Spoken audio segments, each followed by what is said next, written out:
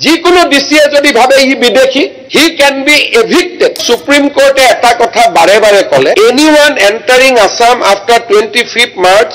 1971 is illegal and not eligible supreme কোর্টে জাজমেন্টত অসম গভর্নমেন্টক এটা সুইপিং পাওয়ার দিল এইটো বিষয়ে আমাৰ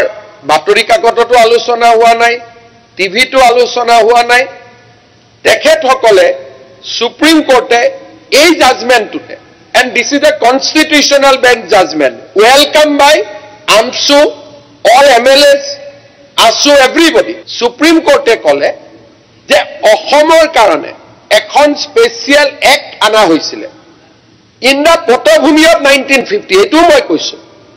যে 1950 পটভূমিত এখন আইন অনা হৈছে যে ডিসিয়ে যিকোনো ডিসিয়ে যদি ভাবে ই বিদেশী he can be evicted word is evicted উচ্ছেদ কৰি দিব আৰু ট্ৰিব্যুনেলত যোৱাৰ কোনো প্ৰয়োজন নাই